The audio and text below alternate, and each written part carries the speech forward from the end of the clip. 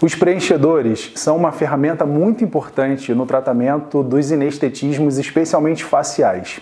Eles podem ser temporários, como os géis à base de ácido hialurônico, podem ser definitivos, comercialmente chamado de Metacril ou Metaderm, quando são à base de PMMA. Eles podem ser bioestimuladores de colágeno, comercialmente chamados de Sculptra, no caso do ácido L-polilático, e de Radiesse, no caso da hidroxiapatita de cálcio.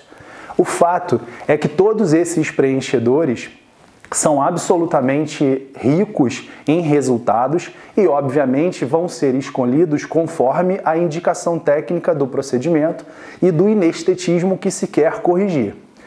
Como vocês estão vendo, preenchimento é um assunto gostoso de conversar e extremamente amplo. E a gente, por isso, vai ser obrigado a definir um tema dentro desse tema. E a gente hoje vai começar falando sobre o famoso bigode chinês.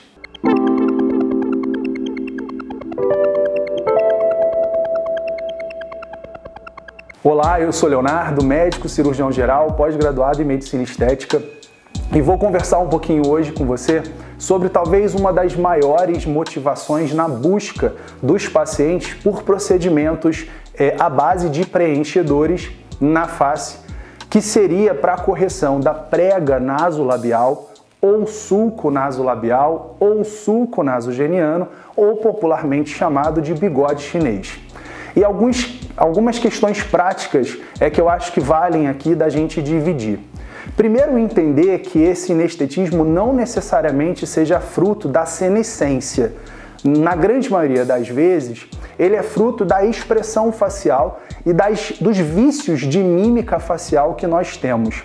Então, quanto mais se gargalha, a maneira como se fala, como se mastiga, vai ao longo do tempo corroborando para o aprofundamento dessa prega e para o seu aumento também longitudinalmente, do comprimento dela. De uma maneira mais técnica, a gente divide essa prega em graus. E é fácil de vocês compreenderem se a gente, de uma forma muito simples, dividir a distância entre essa asa maior do nariz e a comissura, o canto da boca, em 3/3. E o grau 0 seria aquele indivíduo que não tem qualquer prega, qualquer sulco nasogeniano. No grau 1, ele começa a aprofundar no primeiro terço. No grau 2, os 2/3 são acometidos.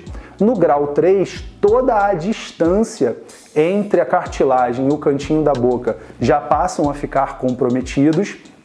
E no grau 4, além do aprofundamento desse sulco já existente, a gente tem um avançar dessa depressão para além do nível do canto da boca. Dados práticos e que devem ser considerados. Ele é um inestetismo muito procurado até mesmo pelo paciente mais jovem, porque, como a gente disse, ele não é necessariamente fruto da senescência, mas às vezes de mímicas faciais.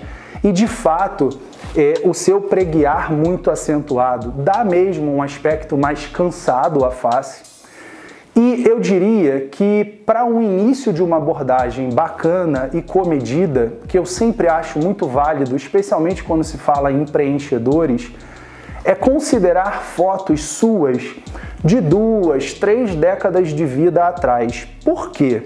Às vezes a gente vai chegar à conclusão juntos que mesmo adolescente você já tinha um certo grau de sulco nasogeniano, de modo que nem você, nem o profissional que o assiste tenham que desejar anular totalmente um sulco que, na verdade, você sempre teve um pouco. Uma outra proposta que eu acho bastante prática é entendendo que no grau de evolução, basicamente o que se tem é um avançar descendente desse sulco, bem como o seu aprofundamento, corrigir, portanto, então de trás para frente. Deixá-lo mais leve, mais raso e vir evoluindo nos graus. Não vale a pena, particularmente, e aí essa é uma opinião minha, anular tudo dependendo da sua idade. Às vezes com 50, 60 e poucos anos, é interessante que você deixe um pouquinho do sulco, mas você tire aquele aspecto mais cansado e que de fato compromete mais a tua estética, corrigindo o grau 4, o grau 3, trazendo ele para um grau 2, tá? Pra gente finalizar essa história, uma outra dica que eu acho muito importante e que é muito válido que você tenha em mente quando o teu profissional disser que não é válido corrigir a tua prega nasolabial abordando única e exclusivamente o próprio local da prega, mas também a proeminência malar ou arco zigomático, essa região da maçã do rosto nas mulheres e dessa proeminência óssea para os homens. É tão verdadeira essa necessidade e o teu profissional está raciocinando de maneira tão correta que a gente precisa lembrar que não apenas por alterações desse local é que esse sulco está se fazendo, mas por uma espécie de um derretimento da face, já que na medida em que os anos avançam, a gente vai tendo alguns componentes para isso, flacidez cutânea, a própria flacidez muscular, uma quantidade cada vez menor ou mais desorganizada de fibras colágenas, de fibras elásticas, e no caso especialmente das mulheres no pós-menopausa, a reabsorção óssea, que faz com que essas protuberâncias fiquem mais minguadinhas. E se elas serviam de arcabouço para as estruturas moles da face, músculos, pele, agora o que a gente tem é uma queda, é uma pitose dessas estruturas. E isso ajuda a pesar aqui embaixo, na região do sulco nasogeniano. Então entendam esse sulco como um inestetismo que predominantemente atrapalha o meu terço inferior, mas que em casos mais avançados necessita de abordagens no terço médio, onde está a região da bochecha, da maçã do rosto, e também no terço inferior, onde está especificamente a prega nasolabial. A gente vai ficar por aqui, eu espero que vocês tenham gostado das dicas, inclusive quero agradecer quem já curtiu, quem já se inscreveu, quem compartilhou e quem continua dando pra gente um feedback através dos comentários, que tanto nos faz entender se a gente contemplou o assunto, se a gente foi muito superficial e precisa voltar a ele, ou se além dele a gente pode falar de alguma outra coisa que seja também interessante para você.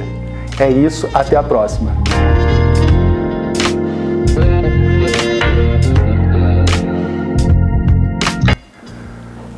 Foi? Calor, hein?